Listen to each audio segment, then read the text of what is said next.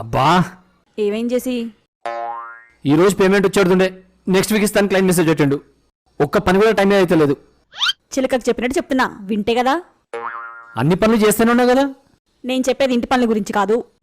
మరి రోజు గుడికి వెళ్ళమని చెప్తున్నా, ఏ రోజైనా నా మాటినావా?